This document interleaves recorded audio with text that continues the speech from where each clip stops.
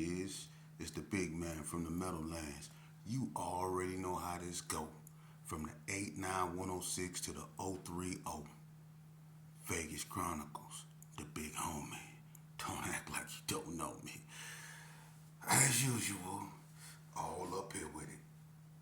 Quit it. You know it. Yeah, that's like 58 inches of high chest. Yeah. Anyway, to anybody that wanna get on here and or go live or whatever, and you wanna spit history, real Vegas history, not no bullshit, you know, and want to talk about, especially dudes from other hoods, because I don't want to chronicleize nobody else's hood or make it seem like I know everything. You know what I mean? So I want people to, that I didn't reached out to a few people. They say they with it. I want to get things more professional and set up so we can look more professional and have a real platform we can build off of that's pure Vegas history, and use the platform to teach the youth. What I'm trying to do is use our experience, like mine and what I went through, to teach the youth. And I want people in similar situations, man, the K-Dogs and the Lays and everybody that went through the struggle, that's blessed to be here. If you blessed to be here still, I think that we obligated to give these youngsters a clear view of what they doing and where they headed. And I think that we should, because we know where the pieces go. Let's start networking, man, and going at these youngsters the way we used to go at each other. You know what I mean? But in a positive manner, to change the curriculum, man. We can do it. We got the power to do it. So when I tell my story, it isn't to glamorify or glorify what I've done to people. I know what I've done to people. I have nightmares about it still to this day. It's not to make what I've done or what other people's done to look cool. It's not. It's to teach, because I also talk about being on medication, being locked in a room for 5 years. I talk about going through things mentally, and being, dubbed and lied to and tricked and conned and bamboozled into this false narrative of like I say, homieism. I want to break this chain of ignorance that these youngsters and us, we was once chained to it, and we somehow got unchained to it. And the reason why I got unchained to what I was going through is because God had the skeleton key. For real, he let me out. Could nothing else let me out but him. And he let me out to deliver these messages that I'm delivering to you. So don't get it twisted. This platform isn't to glorify violence, and stuff like that in Vegas. It's to bring exposure to Vegas and its violent history. And it's to come up with solutions and ideas of what we can do to prevent it from reoccurring. That's the reason why we learn history, so it don't repeat itself, right? Right. Moving on. I want to tell y'all a story, man. And I was kind of like about this, but I'm going to go with my first mind. I really got cool with this one cat I'm going to talk about. Because I was cool with him. That's the only reason why I'm going to talk about him. His name was B-Mac. He was from the hood. His name was Brian Jackson, right? And I got cool with him in the county jail because when I caught my case, I was really into it with the Donner Streets. And one of the Donner Streets that I got down with was half breed from Donner, and they call him Strike now. He on in Ely. He had a bunch of time. He off death row though. But I had a fight with Lil Marv, half breed, and I whooped out Double K brother, Devil Lope from East Coast. That's Trip Mac crime partner. He told on Trip, and I whooped him out in the county jail. And they moved all them dudes. I was in 7F, and they moved all them dudes that I had a fight with to 7E. and they was planning on jumping me one day on the basketball court down there. And I ain't gonna lie, B Mac had my back. You know what I mean? And Lace had my back, twin from the coast. So, we was finna smash them cats up over there. I had already whooped all three of them, but we was finna smash. You know what I'm saying? But me and him got cool from that point on. And we reunited in NNCC, and he stayed in the unit with us. He was down in the unit with Tony Polk them. We all stayed in, I think, Unit 1, if I'm not mistaken. And Mad Meech, Romeo, Said Mac, Dino, Lil Roro, J Wack. It was a few of us that stayed up over there in Unit 1, you know what I mean? And Shiesty Wack, all of us, we, Kev Loke, I think Kev Loke was there, but B-Mac, all us stayed down there. Me and B-Mac was real cool. B-Mac, B-Mac was getting that weed up there, you know what I'm saying? And, him and Mad Meech was doing their thing, you know what I mean? And we were just cool, and then when we got into it with them white boys, you know what I'm saying, me, B-Mac, Bogart, and Tease from Paru, we really put in work in that unit down that wing. B-Mac had this long nail he used to keep. It was a little nail he used to keep because B-Mac was always into something, and one thing I learned about B-Mac a long time ago is B-Mac got a mouth on him, man. B-Mac could talk bad about it. He'd talk bad to you, especially on the basketball court. You know what I'm saying? When it come to what he considers macking, you ain't never had more money than B-Mac. You ain't never had more bras than B-Mac. You just B-Mac just when it came to, talking, B-Mac just wanted to be out-talked. And, that used to get him in trouble a lot, man. B-Mac, B-Mac mouth, man. I used to always tell B-Mac, man, won't you chill? And one day, I used to mess with these Indians, right? And that's unusual because them Indians don't like blacks in prison. And I don't understand that. That's weird, for real. The Indians actually ride with the Aryans. In the state of that, I never understood that.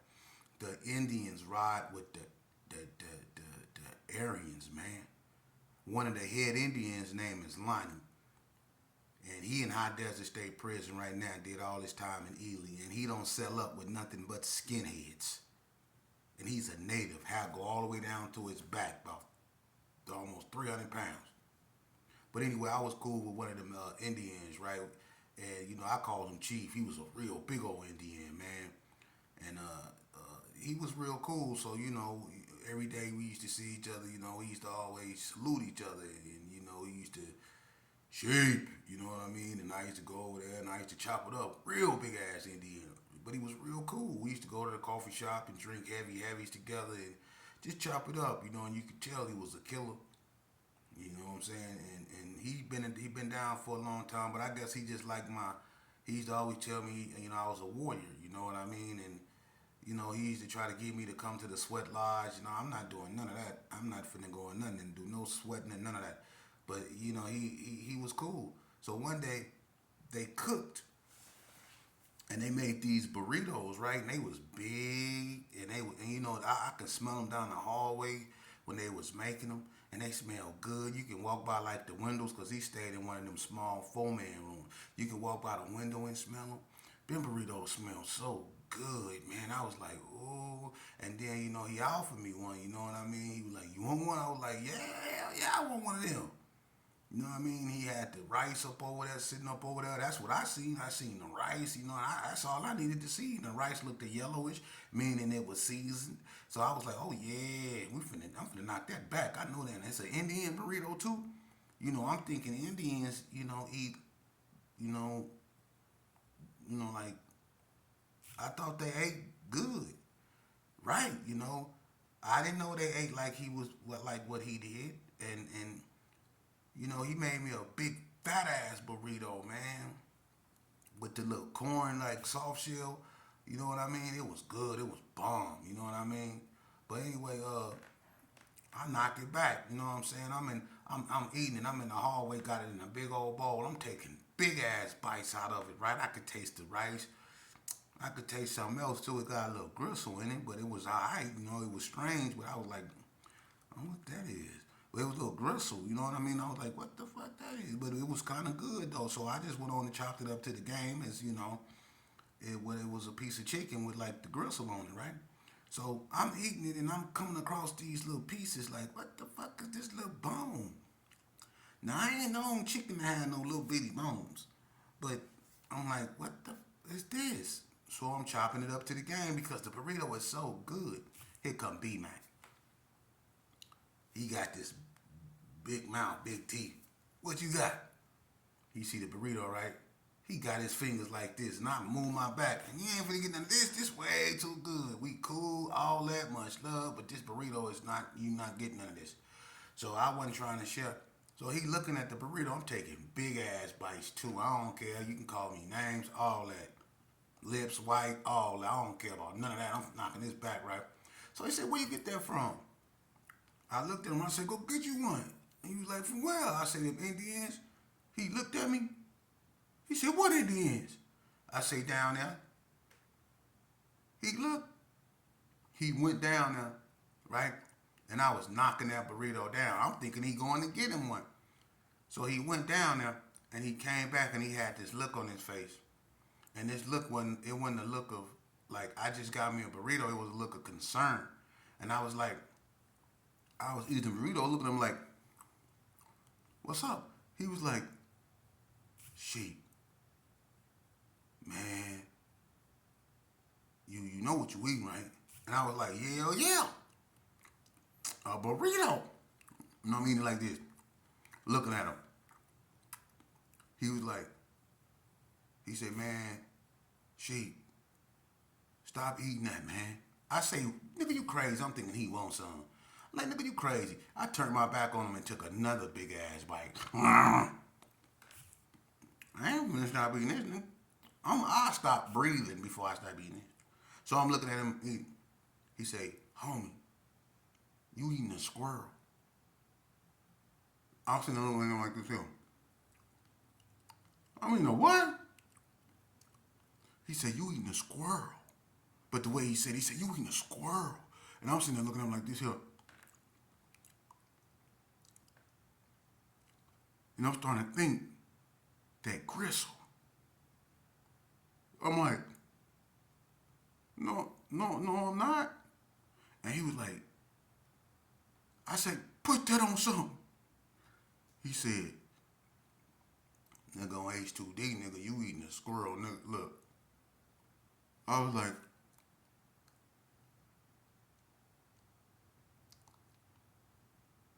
and I'm like, I want to be sick and just start throwing up.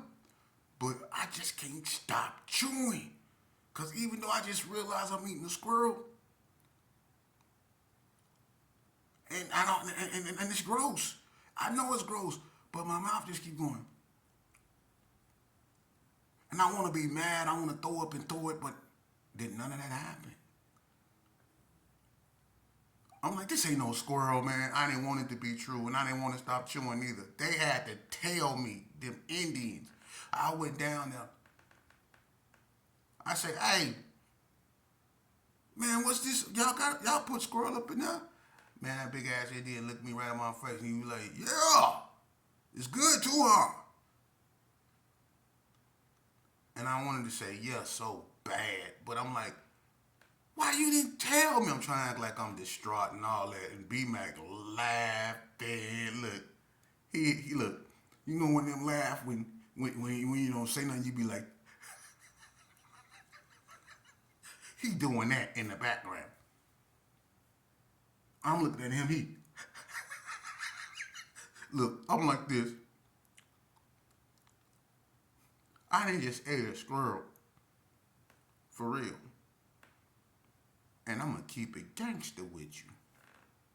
I didn't ate half this burrito. It was good.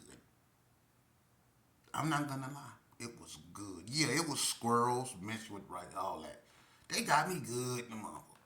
But this the cold part. I still ate it. See, I ain't like everybody else. They would have lied and say I threw up and got down with the Indian. I ate that squirrel and all. That squirrel was good in the mouth. Yeah, I know what you can say what you want to say, but you didn't taste it. I did. It was good. And he had to mess it up by telling me it was a squirrel. But that still didn't mess it up. Because after I just realized that half of it was gone and ain't no reason to throw it away, I done ate half of it. What I'm gonna throw it away for? I done ate half of it. And it's good too. I just, man, it's prison. I'm finna knock this back. And that's what I did. I ate that. But that's how me and B-Mac, really, became good. He always used to throw that up in my face, too, that I ate that damn squirrel. That squirrel was spicy and good, and straight up, squirrely was good. Alvin and the Chickmunks was good. Alvin, I don't know what they put on it, but it was screaming. Alvin was good in the mother. Straight up. Wrapped up in a corn tortilla shell, too. Bomb. Yeah, I'm keeping it real. But me and B-Mac, he had the weed, and, I was like B-Mac bodyguard.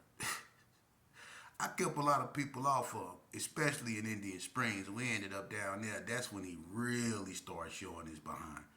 He walking around like he Tupac. He got jewelry on all his neck. He got rings on every finger. He stayed down there in Unit 4. I think he stayed in a room with Flat from PB. Right? So, he doing too much. He going out there, he hitting, he bringing back liquor. He got Miss Sweeney, you know what I'm saying? But he flossing. B-Mac was too much of a, he wanted to be out there. He wanted to be seen. He wanted to be heard. And I used to always tell him, man, that was working against him. Because I'm like, dude's already spitting on your name, homie, and you got me up around you because you really gave me weed, you know what I mean? And I'm keeping kind of dude, but I can't really keep nobody up off you like that, man. If these dudes really want you, they go have you. I'm not finna really get in their way like that, man. You know what I mean? We cool, but at the same time, homie, I'm not gonna act like I don't hear the whispers. You know what I'm saying? So I know, if it was to get serious, man, then I couldn't get in their way. But it was fun playing the game. You had me walking around with you like, I was your bodyguard, you know what I mean? And but Boo went up in there and robbed you, and that's what started that rock fight in Times Square when them Bloods and Boo had that rock. It's Boo and Frog Whack against 1,000 Bloods, and they was throwing rocks at it, man. That was crazy. You know what I mean? But B-Mac, you been through a lot, and then with the situation with Miss Sweeney, when me and you end up in the hole, because I was out there when they got him, when he threw that dope, you know what I mean, and they locked him up, you know what I mean, and we was in the hole together, and he got me moved next door to him, and he was still doing his thing back there in the hole. B-Mac had the weed. Tony Swanson then was about to kill him back there over that weed. Tony Rebel was about to, do something to him. He always stayed into something because he flaunted what he had in people's face. You know what I'm saying? And I used to tell B-Mac about that, man, and he wouldn't listen. So one morning, I stayed next door to him. B.I. was back there, home team was back there. It was a bunch of people back there. So one day, early in the morning, we get woke up. It's Miss Sweeney and Dyer. Dyer was the investigator. Y'all remember Investigator Dyer? It's Miss Sweeney. Miss Sweeney was a CO. She ended up marrying the boy, the blood boy D-boy. But B-Mac had her back then. She was bringing in that sack. That's what she did. You know what I'm saying? Miss Sweeney was bringing in that sack. For real, for real. In a Chronicles burrito. For real, for real. She was bringing in that sack. And she came back there one day and bammed on B-Mac door with a flashlight and said, yeah, bitch ass nigga. And about you telling on me, woo, and then just went ham on him about You got me under investigation, motherfucker. You punk ass nigga. That's why we don't fuck with you niggas up around. And I'm like, this is CEO talking to him. And I'm like, what the? And she was going ham on B Mac, man. You know what I mean? And come to find out, he did. I don't know if he did, but she ended up getting fired. And her and Miss Porter ended up getting put up on investigation. They got rid of Miss Sweeney. They sent Miss Porter to camp. You know what I'm saying? And they was pointing a finger at B Mac. You know what I mean? And I was like, man, what the fuck is you doing, dude? For real, homie. But long story short, B Mac ended up getting out. He ended up coming back, and I was back up north, and that's the last time I seen B Mac. And even up north, he was in the Oasis program. B Mac was always flamboyant, man, and I didn't understand that about him. And you know, I kind of like got, I wasn't in that life. I didn't smoke weed no more and all of those stuff. So, me and him wasn't as cool as we was. You know what I mean? And even in the Oasis program, he was back there showing people, I got quarter pieces and all that. In a drug program, he back there with quarter pieces.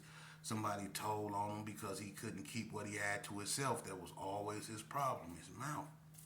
And so, they ended up getting him up there. He ended up going to the hole. I never seen B Mac again. B Mac ended up getting out.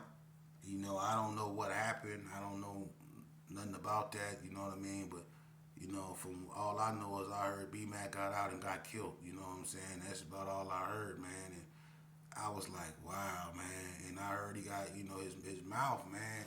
It's like the same his Achilles heel, his mouth, man. I was like, that was my partner though. I was cool with him, you know what I'm saying. But like I said, I knew, B Mac. I used to always tell B Mac, man, you can't, you can't be talking to people like that sometimes, man. I used to tell him that in prison. Your mouth, man. When you be on the basketball court, you be talking bad, man. I mean, I remember he said something. He said something one day about Gangsta Rob at NNCC. Watch this whole episode right here. Gangsta, there's no secrets. Gangsta had HIV, and and Gangsta, he rests in peace. That's my big homie. But Gangsta, when he was in the joint, he was going through whatever he was going through, and people didn't know that. And for a while, Gangsta wouldn't even come out of his room. He wouldn't come out the unit, and the homies had to get on Gangsta help me, like, nigga, come up out of that, nigga. We love you, nigga. We don't give a fuck about none of that shit. Bring your ass up out of there. You still a big homie, you know what I'm saying? And Gangsta, he slowly started coming out and being Gangsta. He had to go through what he had to go through, but he started being who he was. And B Mac, seeing him drinking a heavy with somebody and made a statement, about that, and it got back to Gangsta because the person he made the statement to went right up over there and told Gangsta exactly what he said.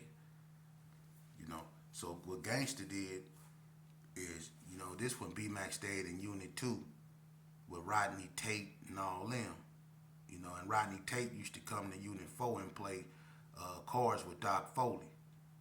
But they called, Gangsta Rob put a hit out on B Mac and he sent some people at him, and while B Mac was in his bed asleep, they woke B Mac up by slamming his TV on his head and whooping him with his own iPod. They smashed him real bad.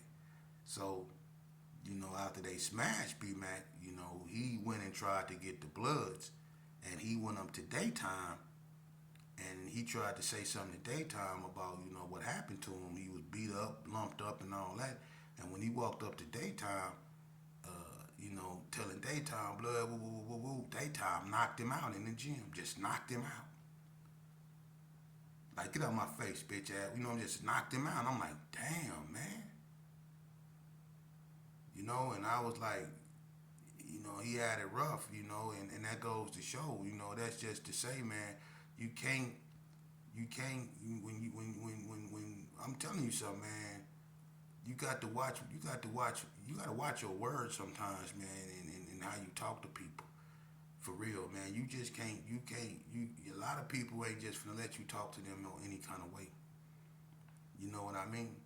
And I used to be, a certain type of way. I used to have to dial myself down. I'm not perfect by far. I'm working on me every day. I'm forever a student in life.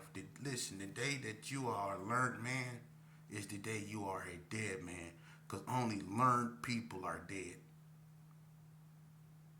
You go forever be a student in life. The day you are a learned man, you are a dead man. Okay? So it's okay to make mistakes. It's okay to evolve, man. I used to be a rough house. I still got rough edges I need to smooth out. I'm a work in progress, and that's okay because I realized that. And the only way I'm going to be able to heal my community is to first I have to heal myself. And that's accepting responsibility, not just for my actions, but accepting me for who I am with my pluses and my minuses. So it's gonna be things that I know I'm gonna have to work on, and I'm gonna do that. But I tell you what, I'm willing to work on me along with my community. Let's work on ourselves together. Let's help one another. For real.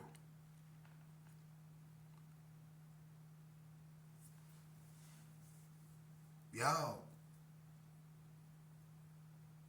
think it's what I'm saying is preaching? Do you believe that?